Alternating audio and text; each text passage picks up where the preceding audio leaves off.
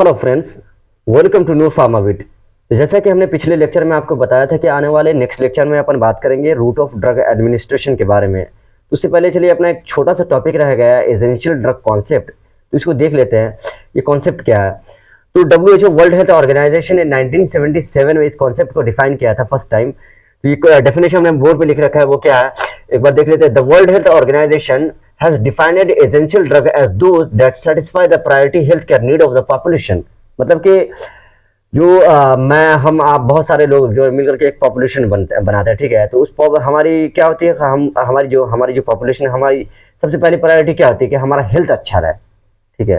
तो जो भी ड्रग्स जो है ना हमारी इस हेल्थ प्रायोरिटी को जो है फुलफिल करती है, ठीक है, उस ड्रग्स को हम क्या बोलते हैं, एसेंशियल ड्रग्स बोलते हैं। मतलब ऐसे कह लीजिए कि those drugs that satisfy the priority health care need of the population is known as essential drugs, ठीक है। एसेंशियल ड्रग्स में कुछ और भी पॉइंट्स है, उसको देख लेते हैं एक बार। Essential drugs they can save life and reduce the suffering and improve health. मतलब कि अगर किसी बंदे को अचानक से इमरजेंसी आ गई, ठीक है, तो हम एसेंशियल ड्रग्स जो हम जैसे अगर फॉर एग्जांपल मान लेते हैं, अगर किसी को अचानक से जो है सांस फूलने लगा, ठीक है, तो उस बेसिस पे हमने उसको दवाई दिया, ठीक है। तो जो सांस फूलने की वजह से उसकी डेथ भी हो सकती है, लेकिन हमने जो ड्रग्स दिया, ठीक है, तो उससे क्या हुआ, थोड़ा सा उसको उसमें उसके हेल्थ में थोड़ा सा इंप्रूवमेंट आ गया, ठीक है। तो वो मरने से बच गया बेचारा, ठीक है। तो इसलिए बोलते हैं दे can save life and they जो अचानक बहुत ज़्यादा जो सांस फूलने लगा, ठीक है, जब मेडिसिन दिए तो थोड़ा सा उसका कम हुआ, ठीक है। तो वही बोलते हैं इसको रिड्यूस सफरिंग। मतलब जो बहुत ज़्यादा जो सफ़र कर रहा था उसमें डिक्रीमेंट आया, और हेल्थ जो बहुत ज़्यादा ही ख़राब हो गया था तो उसमें थोड़ा सा इंप्रूवमेंट आया, ठीक है। तो ये हमारा ये कुछ पॉइंट हो गया एसेंशियल ड्रग्स का, ठीक है। अब देख लेते हैं कि एसेंशियल ड्रग्स को जो किस बेसिस पे हम सिलेक्ट करते हैं, ठीक है।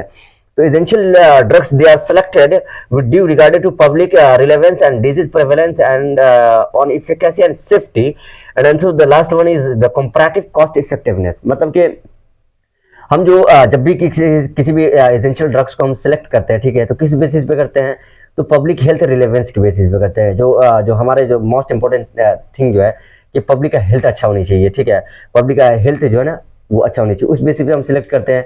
और जो डिजीज प्रेवलेंस मतलब कि किसी पॉपुलेशन में जो पर्टिकुलर टाइम पीरियड पे जो है कोई एक पर्टिकुलर कैरेक्टर देखने को मिलता है, जैसे कि बारिश के टाइम पे क्या हो जाता है एक पॉपुलेशन में जो है ना अचानक मतलब किसी पॉपुलेशन में क्या होता है कि बारिश के टाइम पे हमें क्या हो जाता है, वायरल फीवर हो जाता है क्या, या फिर क्या कहते हैं कॉमन कोल्ड वगैरह हो जाता है, ठीक है। और या फिर क्या ये कह लीजिए कि सर्दी के मौसम में जो है ना नज़ला जुकाम वगैरह हो जाता है। तो ये एक पर्टिकुलर कैरेक्टर है, ठीक है, एक पर्टिकुलर टाइम पे किसी एक पॉपुलेशन के लिए। तो उस बेसिस पे जो है हम ये जो हम अपना जो है एसेंशियल ड्रग उसको सिलेक्ट करते हैं। और जैसे फॉर एग्जांपल मान लेते हैं कि अपने को हो रहा है सर्दी हो रहा है, ठीक है, तो हमने सर्दी के लिए जो कॉमन कोल्ड है कॉमन कोल्ड हो गया, या फिर मान लेते हैं सर दर्द हो रहा है, ठीक है, तो उसके लिए हमने डिसिप्लिन लिया, ठीक है। वो डिसिप्लिन जो पेन किलर है, ठीक है, तो उससे क्या होगा हमारा दर्द जो है ना थोड़ा सा आराम होनी चाहिए।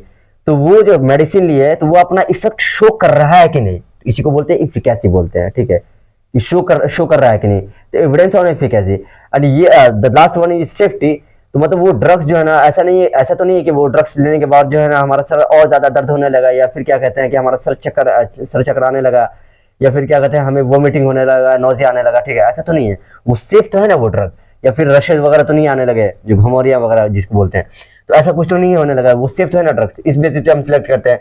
The last one is the comparative cost effectiveness. मतलब कि बहुत सारे ड्रग है उसके कंपैरिजन में जो हम जो ड्रग जो एसेंशियल ड्रग जो कुछ पर्टिकुलर ड्रग को हम सिलेक्ट करते हैं एसेंशियल ड्रग्स में, तो वो उसका जो प्राइस जो है ना अदर ड्रग्स के कंपैरिजन में वो लो होनी चाहिए, ठीक है, कि ताकि बहुत ज्यादा लोग जो है उसको खरीद सके, जो गरीब लोग हैं वो भी उसको खरीद सके। अब लास्ट पॉइंट देख लेते हैं कुछ essential drugs में the essential medicine are intended to be available within the context of functioning health system at all time in adequate amount and appropriate dosage form and at affordable price। मतलब कि जो essential medicine they should be available in adequate amount and in appropriate dosage form and the last one is affordable price। मतलब कि जो हमारा जो essential medicine जो हमने सिलेक्ट किया, ठीक है, वो हमें अवेलेबल होनी चाहिए, ठीक है, एडिक्वेट मतलब सफिशिएंट अमाउंट में अवेलेबल होनी चाहिए।